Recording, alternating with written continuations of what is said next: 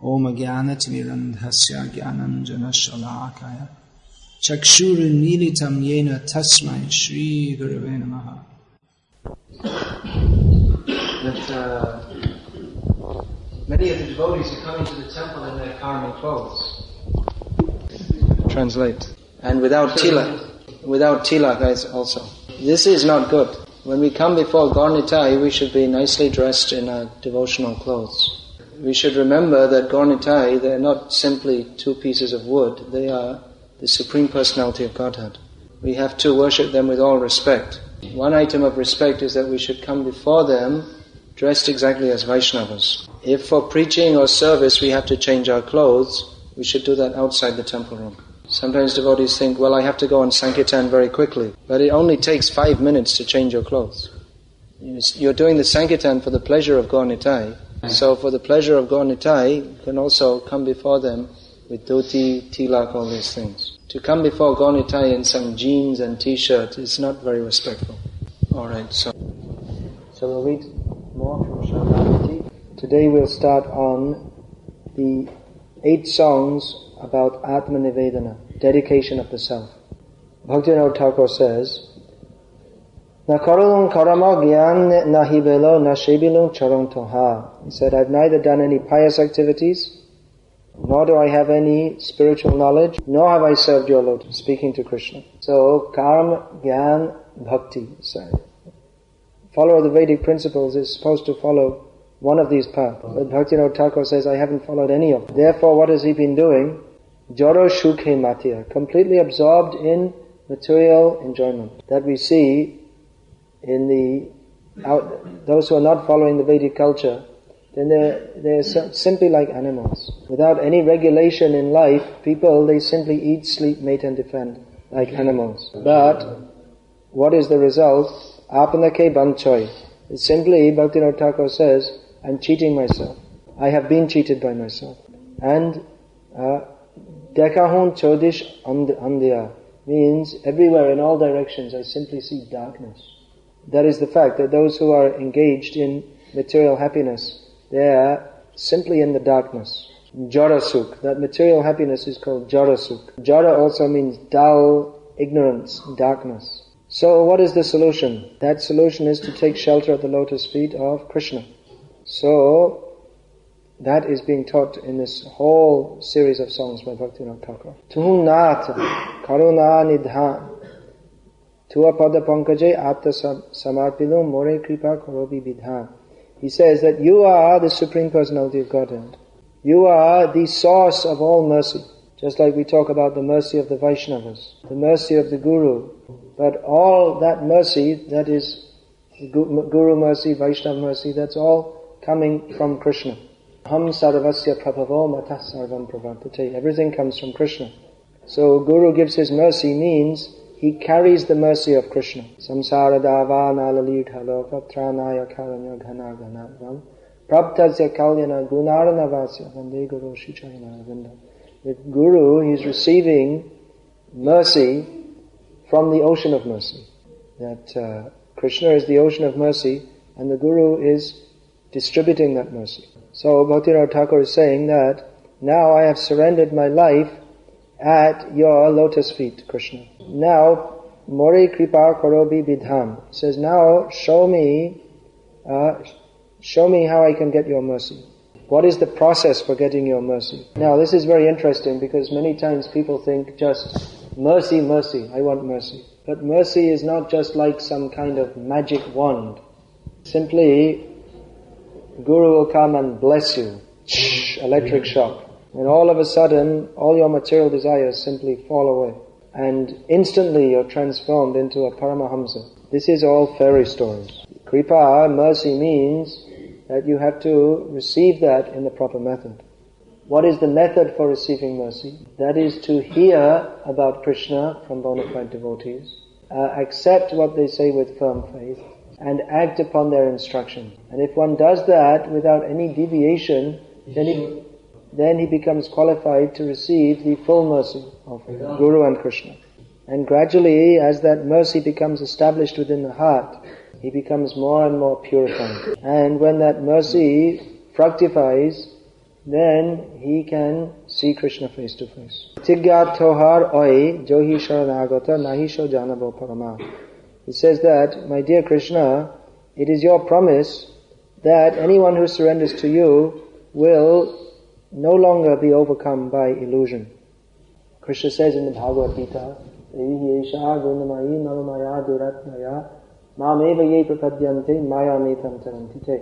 Krishna says that Maya is very difficult to overcome. But one who surrenders unto me can cross beyond it. So this is the way to get free from illusion, simply to surrender to Krishna. When we surrender to Krishna, then Krishna takes charge of our lives.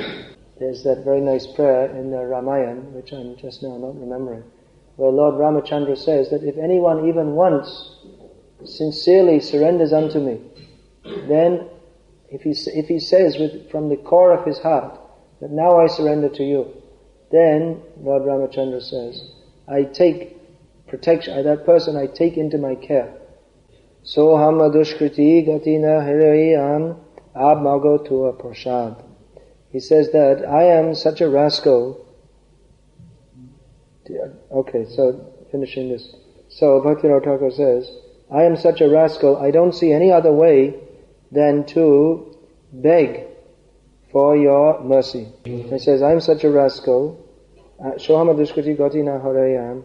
I'm such a rascal, I don't see any way, so therefore now I am begging for your mercy. So, of course, many devotees, they go to Krishna and they pray that yes, now I've come to you, I'm begging for your mercy. But there is a problem that even though the desire is there to surrender to Krishna, still there are so many bad desires within the heart. Bhaktivinoda Thakur says, Amamanarata nishesha charato kabhama hobong toha. He says that these are so many desires in the mind, I just can't give them up. They're coming again and again and again. When will I actually be your servant? Then, very important line, Nitta seba tuhu nitta shebok mui bhakti vinoda bhavasha. He says that you are the one who should always be served. You are the permanent and eternal object of service. And I am the eternal servant. This is the essence of my approach, Bhaktivinoda Thakur says. You are the supreme worshipable, you are always worshipable, I am the worshipper. You are the master, I am the servant. That we should always remember in all our devotional activities. That we are simply here to serve Krishna. Everything we do we have to think, is this pleasing to Krishna or not? Will Krishna be pleased if I come in the temple room in my dirty jeans or not? Once you think like this, then everything becomes very clear. Alright, so the next song, Bhaktivinoda says, Pranesha. He starts off this song by addressing Krishna as Pranesha. So this means the controller the master of my life. This, when addressing Krishna in the mood of surrender, then this is very nice to call him Pranesha. Kahamu hi sharam ki baat. This Bhaktivinoda Thakur is mixing up Urdu with Bengali. So I'm now coming to tell you my shameful story. Aichen papa nahi jo ham na korolun sahasra berina.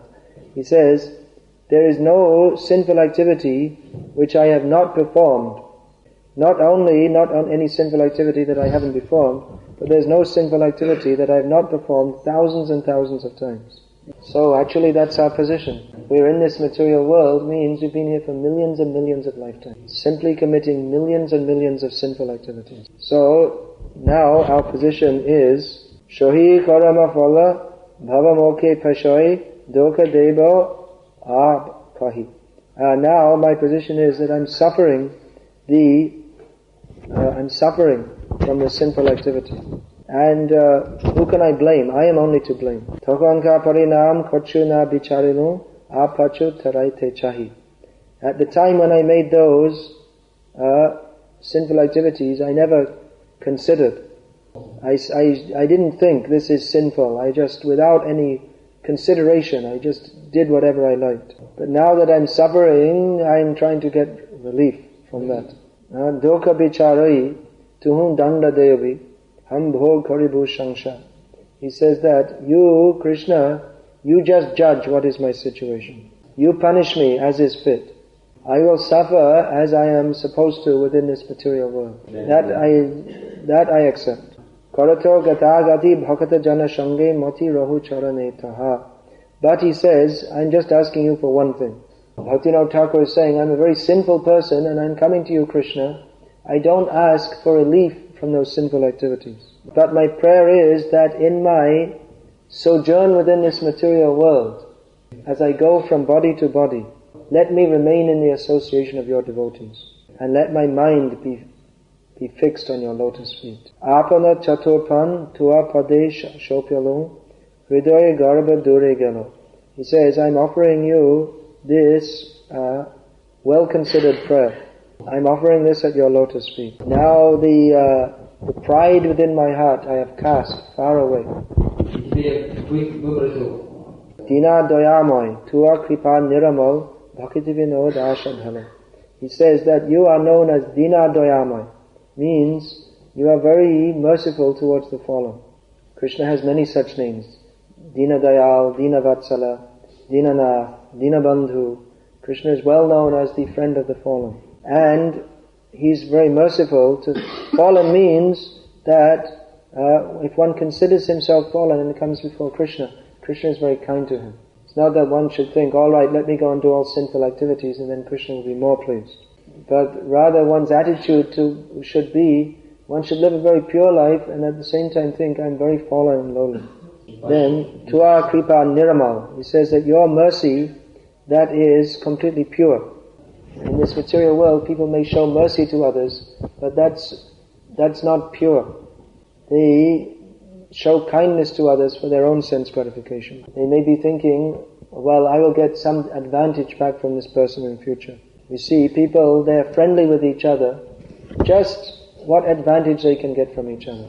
Or we see some people, they are great philanthropists, but they're very anxious that people will praise them for their charitable activities. But Krishna's mercy is not like that. Krishna has nothing to get from us, nor does he care for the praise of others. Already he is praised by everybody. He doesn't need to do anything to become praiseworthy. So Krishna giving his mercy to us, that is completely pure, that is simply out of his causeless mercy, his own kindness. So Bhakti Vinod Ashadhilo says, Bhaktivinoda Thakur says, that mercy, that is my only hope. So the next song Bhaktivinoda Thakur is singing, he is, of course, Bhaktivinoda Thakur, most of his life he was a householder. So he says, Manasha Deho Geho Jo Kichumo Apilon Tuapade Nanda Kishore.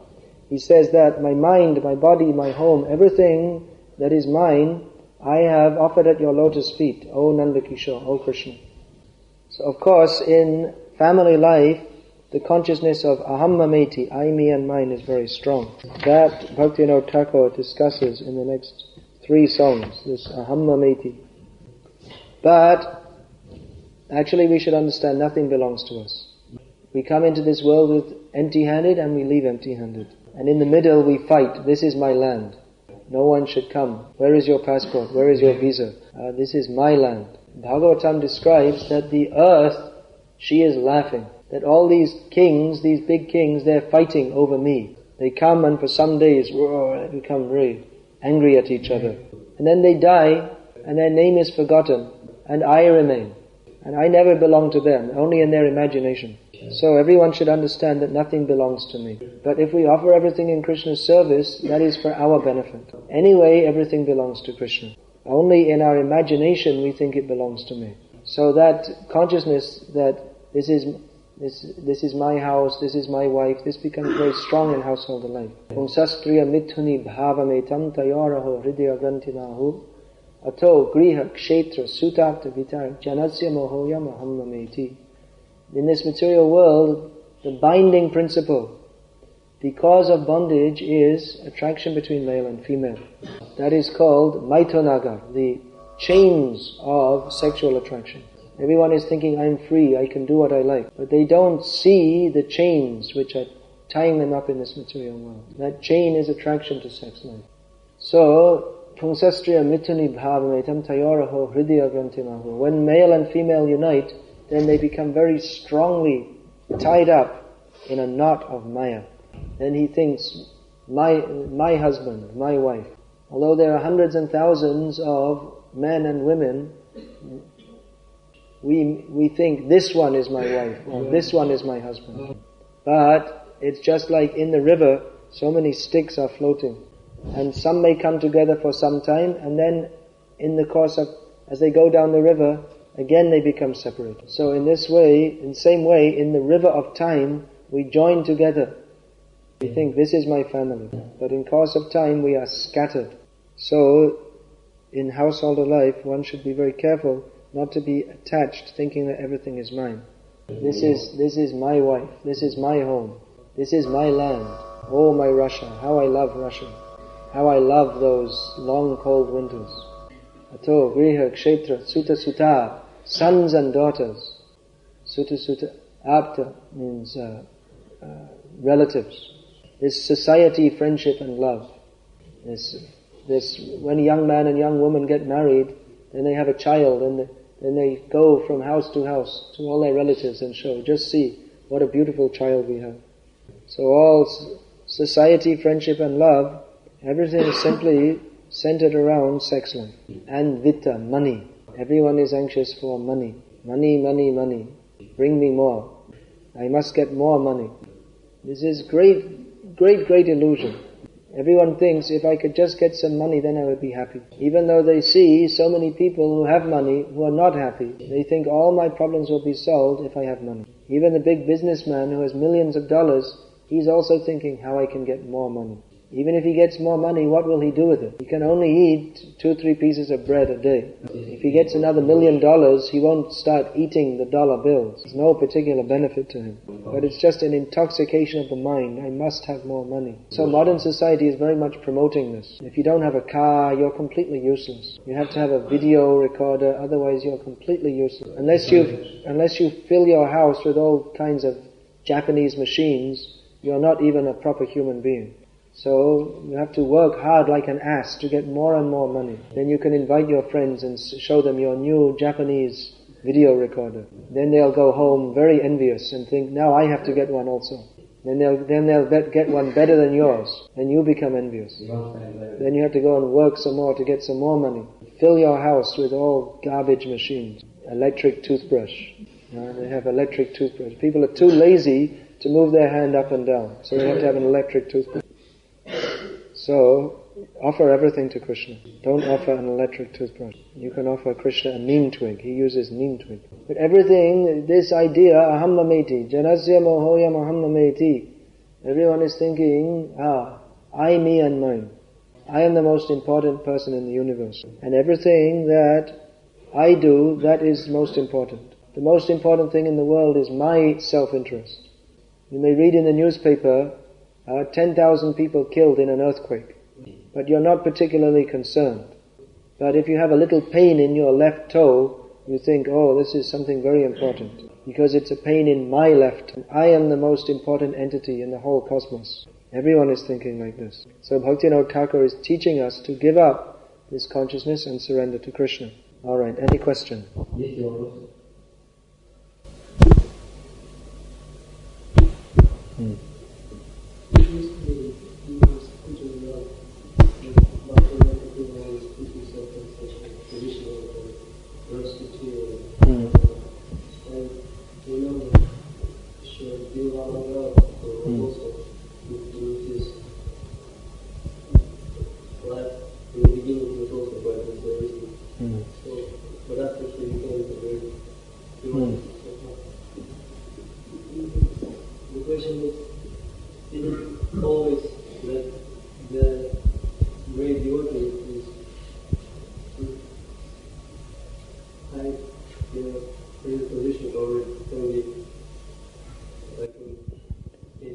No, not all devotees. It's not that you have to be a great sinful person, and then you can become a devotee. Bhaktisiddhanta Saraswati Thakur, from the very beginning, he was directly concerned with Krishna consciousness. In his youthful life, he was an astrologer. He was a great scholar. He invented some new system of writing also. But basically, right from the very beginning, we see pure devotion to Krishna. At the age of 5 years, he was chastised by his father, Bhaktivinoda Thakur. that you ate a mango which was not offered to the deity. You should not do that. A 5-year-old boy took a vow that now, throughout my life, I will never eat mango. So naturally, in India, in this season, hot season, mango season, people will bring fruit to a saintly person. Especially in this season, they'll bring mangoes. Bhaktisiddhanta Saraswati Thakur would refuse, would say, I am an offender, because as a 5-year-old boy, he took a mango which was not offered to the deity. So different devotees show different lives. It's all instructive. Bhaktivinoda Thakur is Nitya Siddha devotee. It's not that he was contaminated and he later became purified. He is one of the gopi assistants. Similarly, Rup, Sanatan Goswami, they appear to have become much contaminated. But they're also gopi assistants. So they are showing, for our benefit, how even we are actually fallen. They're appearing like that, just to show that anyone in any position, they can be purified. Any other question? There are the documents that I recommended to leave your mind with shoe for 100 times, and he doesn't how to do this, and once you use on the shoe. It's metaphorical. The mind anyway is subtle substance, so it can't literally be beaten with gross substance like a shoe. It means beat your mind into shape.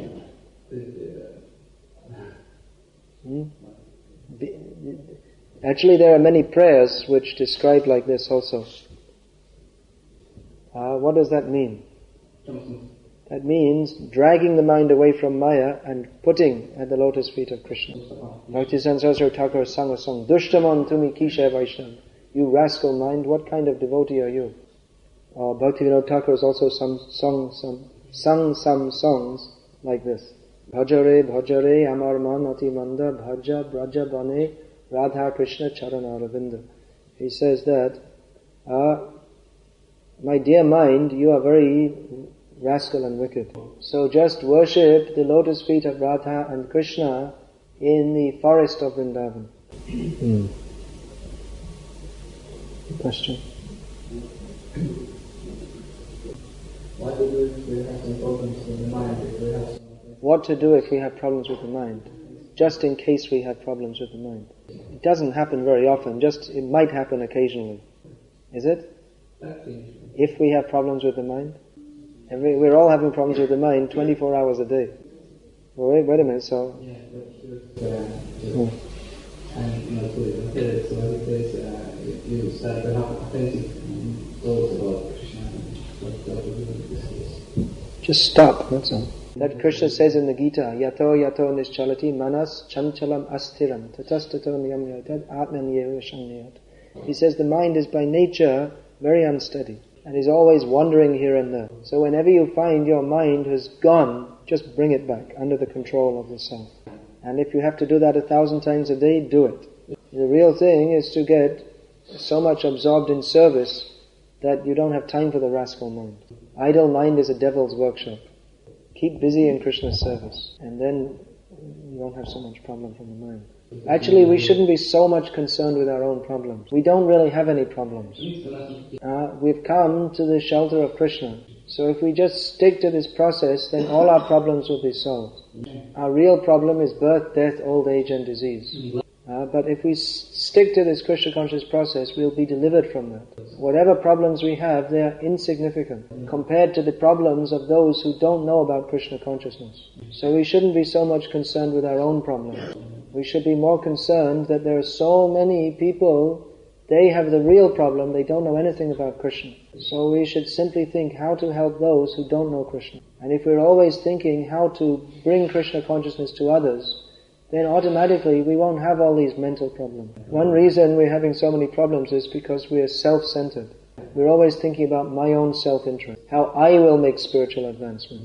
But what about everybody else? What about helping others? If you try to help others, then automatically you'll be benefited. And if you just try to help yourself, you won't get the mercy of Lord Chaitanya. You get the mercy of Lord Chaitanya by giving it to others. So if we think how to help others, automatically we'll be helped ourselves. We don't even have to think how we will be benefited. Just like when you take prasad, then after you finish prasad, your plate needs washing and your hand needs washing. Because on our hand, when we eat with our hands, there's all dal, rice, everything all mixed up on the hand.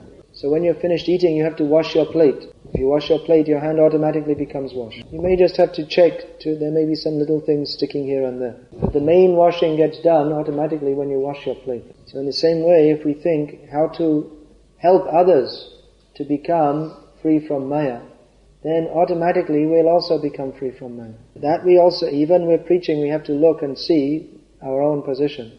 But the majority of the cleaning process is already done by cleaning the plate, by preaching. Vaishnava should always think how to do good for others. And then certainly Krishna will take care of him.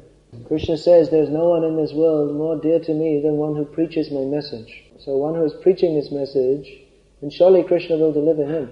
It's not that we do so much preaching and so many people go back to Godhead and we get left behind.